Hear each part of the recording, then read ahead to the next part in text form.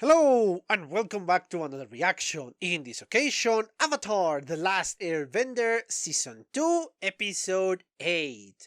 Last time, and by that I mean a few minutes ago, I watched the episode 7 and it was a fascinating character study of Zuko. It doesn't only let us know how he is, how his personality is, how he behaves, but actually it gave us information about how he became like the way he is. So again, a fascinating episode, and I spent a ton of time speaking about it. It was genuinely amazing how well written this show is. I love that episode. I love it because of the character development. And as you might notice, that is one of the things I appreciate more in a show. So, yes, I was absolutely fascinated by the episode. But obviously, we need to move on. I don't know what to expect with the next episode, but by your commentaries, and I mean your commentaries of episode 6, because yes, this is obviously, I just record episode 7 and I'm about to record episode 8, so I have no idea what you think about those. About episode 7, I mean. According to set commentaries, obviously you have told me that this series really takes off after episode 7. This is a game-changing episode. And for what I saw, yeah, I do believe that. It's, again, fascinating to see. It's a fascinating moment to witness. And I cannot wait to watch the next episode. So, as always, guys, the same thing that has been said several times. If you enjoy the content of the channel, please consider a subscription. And obviously, turn on notifications. Leave a comment so I know what you think about the episode, about the commentary. And if you really enjoyed the video, please give me a thumbs up. And don't forget to check that really authentic merchandise that actually exists. And again, it's not done in MS Paint in 5 minutes. This site doesn't exist. Remember, this site doesn't exist.com. Anyway, yes, enough about this bullcrap. Let's just cut all of this and watch the episode, shall we?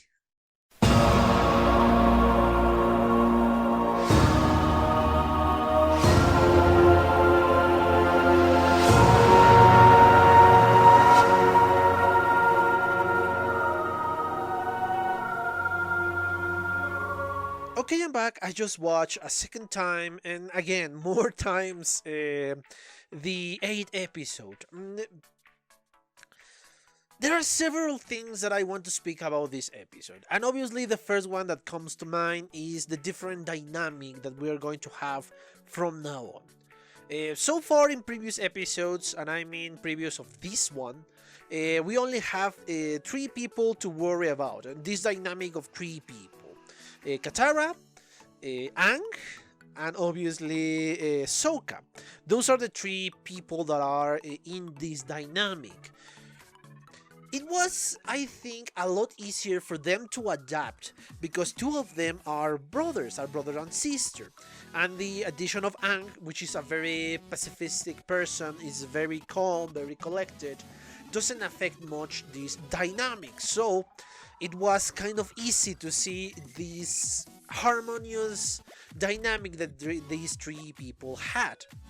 Now with the addition of Toph, it's a little bit different. Because yes, she is the rich girl that is being overprotected and that still wants to fight, and she knows what she is doing, but still the overprotection is still there. She is not used to do anything mundane. She's used to fight, yes. She's used to controlled earth bending very well, yes. But thanks to her position as the only daughter of a rich family, she doesn't have to cook, she doesn't have to collect water or wood or anything at all, anything of the mundane stuff like setting camp at what they are doing. So obviously she's not going to do any of those things, and obviously she's not used to that stuff, and this creates conflict because obviously Katara and Sokka are used to this kind of mundane dynamic, to this kind of normalcy that everybody has to help. And obviously, Aang is happy to help because he is like that. Toph is a different type of person. Uh, Sorry, guys, I need to interrupt a little bit. I'm going to do this several times. I need to drink water. Oh God, sorry about that. Anyway, as I was saying, uh, this obviously brings conflict, and yes, the conflict in here at the beginning was just for comedic effect. It's still funny jokes, funny faces, the interaction like kind of mother and daughter fighting because the daughter doesn't want to help in the chores of the house and all of that. Again, mostly comedic effect, but this escalate little by little, and thanks to the lack of sleep for another business, this obviously explode. And yes, in a certain point, Toph was telling the truth that they will be followed thanks to the shedding of Oppa, and this obviously is not that well received by Aang because yeah, obviously Oppa is his partner, let's say. And obviously Katara was already mad with Toph, so 2 against 1. And she got tired, she got fed up, and she was okay, screw this, I'm going away. Amazingly, the most level head in this case was Sokka, which is not something I was prepared to say. I mean, seriously, Sokka more level-headed than freaking Katara. That's amazing. That's amazing. That's an amazing sentence that came out of my mouth. But obviously, Toph is skillful enough to just go away. This is part of a story that everybody is going to be connected in the end. Then obviously we got the reason why they are so tired. Because yes, once again, thanks to the resources that Azula has and thanks to her relentlessness, she's able to cut up with them pretty easy all the times, and that's why they are so tired. Because technically she's not driving, somebody else is doing the driving, so she's rested. The people who are driving this kind of tank, kind of whatever that is, are driving, and I guess they take turns. Okay, I'm driving here, I'm tired, drive now you, and all of that. So yes, they are quite well rested, and that's why they have more energy. And yes, you can tell that their plan of deceiving them is not working that well because 1, they are pretty smart, 2, they are pretty observant, and I think is the most important one because they observe their surroundings, they observe the action that took place, they are again pretty intelligent to catch all these clues that this is actually a diversion. So yes, obviously, she still wants to capture the Avatar. That's the point of all this. This is Azula's goal. And she doesn't know where the Avatar is. She doesn't know if the Avatar went one way or they are on the Bison, or I don't know if she's sure in that moment. Perhaps she is, perhaps she isn't. I don't think that is relevant. Well, perhaps it is because yes, she was after the Avatar. Anyway, yeah, I'm just getting ahead of myself. And obviously we saw once again a couple of fights, very entertaining fights, but I think that is not the focal point. The fights are entertaining, but I think the focal point is elsewhere. Because after that fight, after these 2 girls were defeated, I mean Ty Lee and Mai, we go away. Thanks to Oppa, they go to some places. We still have no knowledge in the moment of the episode. But we received several other hints, especially with Zuko, that he's still involved in the story, very closely involved in the story. But actually we have, before going to that place, we have Uncle Iroh, that just he crossed paths with Toph, and they have a little chat. And this is something I really appreciate. A very calm moment, but with a lot of wisdom. And I think this wisdom is for Toph, and something that Uncle Iroh needed to hear from somebody else. Of course, this wisdom that Uncle Iroh needed to hear it comes from him, but somebody else needed to tell him that. Somebody else, he needed to hear from somebody else. Yes, even if these are his own words, he needs to still visualize from somebody else so he can understand. Or at least that's what I think that part of the episode was. Yes, he was saying, the fact that you can depend on somebody else, the fact that you could receive help from somebody else, from somebody who loves you, that doesn't make you weak. We are, and this is obviously something I am deducing, something I am adding, I think is the more accurate description of what I'm doing. Something I am adding is that we are social creatures. Human beings are social creatures. We need a group to really grow, let's say. Yes, you can grow by yourself. You can be amazing by yourself. That's absolutely true. But still, you will need the help of previous generation, let's say, of human beings to grow to the point you are. In any other regard, because people need to do the grind work. Let's say a sport person, any sport. There are techniques that started by deducing logically. Somebody deduces, oh, let's better hit this way so we can achieve a longer distance, let's say.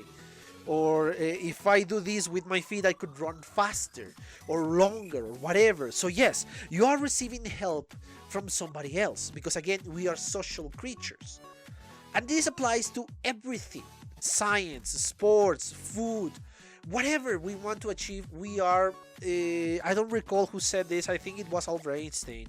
We are just standing on top of the shoulders of giants, if I'm not mistaken, it was Albert Einstein who said this.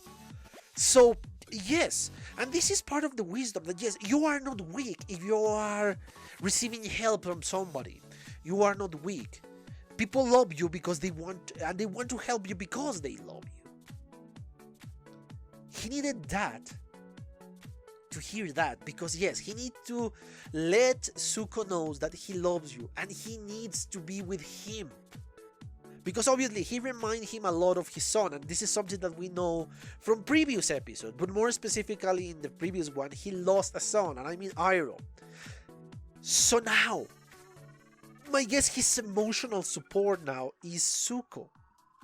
And Zuko needs his uncle because he still needs that emotional support, because from all his family, his close family, only Uncle Iroh and his mother were the ones who really show love for Zuko. Ozai only show, I don't know, he doesn't love him. You can see that. And Azula being this kind of daddy's girl, I still feel weird saying that, but that is the closest thing you can say. Obviously, it's not that fraternal love. It's a very weird dynamic that the Fire Nation royalty has. So yes, both need each other, and I mean Zuko and Uncle Iroh. So yes, once again, this wisdom from Uncle Iroh is, oh, I love that. Because it's wisdom that could apply to anybody, including himself. And that makes the next few scenes harder, because yes, the fight against Azula, and everybody is joining little by little. First Katara, well obviously Aang, no, first Zuko, then Katara, then Toph, and in the end even Uncle Iroh was there. And obviously Sokka, sorry Sokka.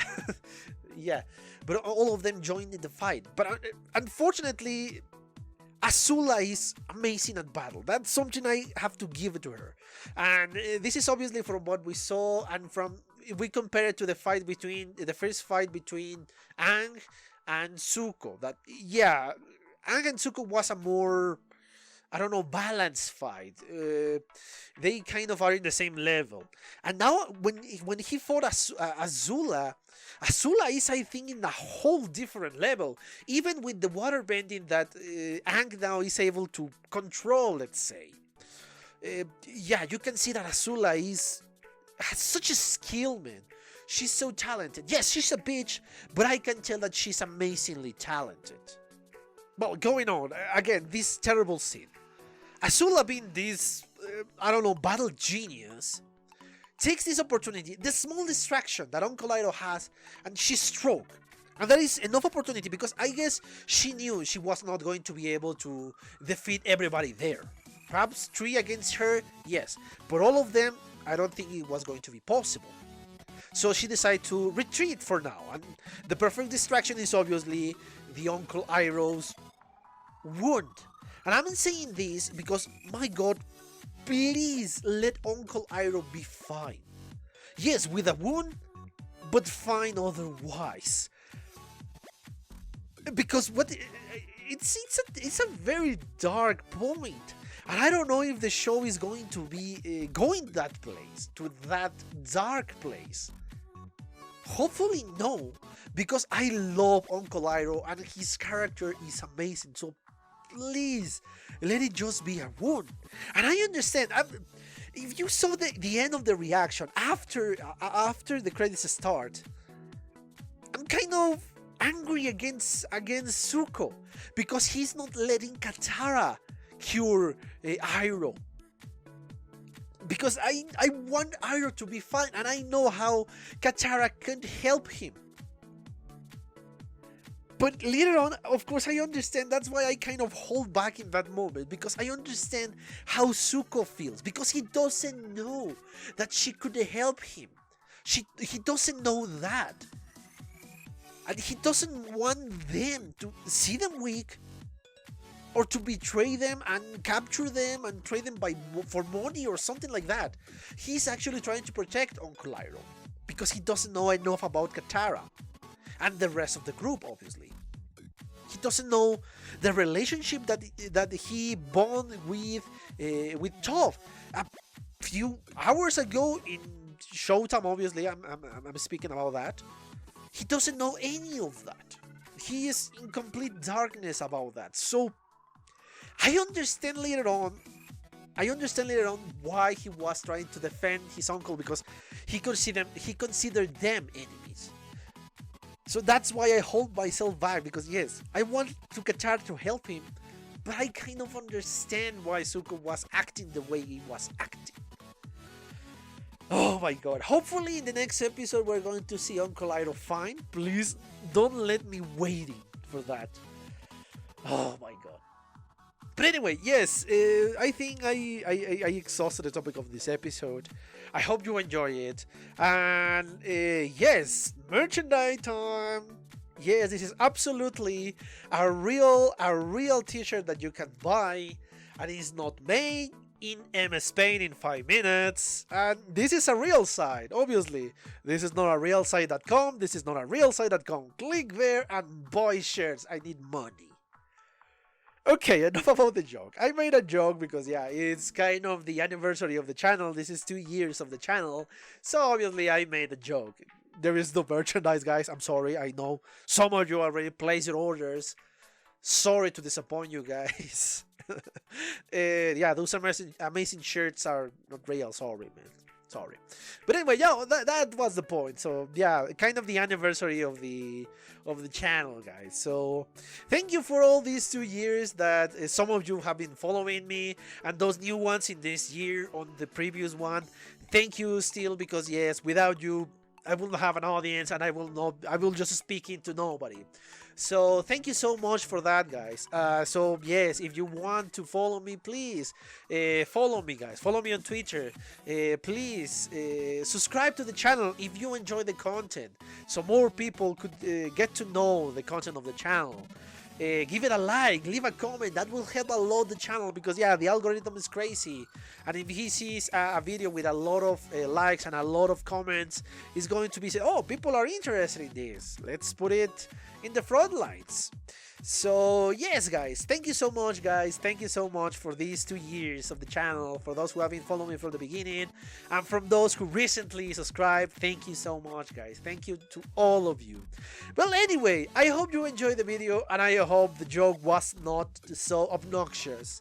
But yeah, once again, thank you, and well, yeah, see you on the next one. Bye. Okay guys, I hope you enjoyed that video, and if you did, give it a like, so the algorithm from YouTube will help me out. And check my other videos, share them, and also why not subscribe to my channel and join this community. And as always, I want to thank you for your attention, your likes, and even your dislikes, your comments, which is something I always look forward to read. And yeah, once more, Thanks, and see you on the next one.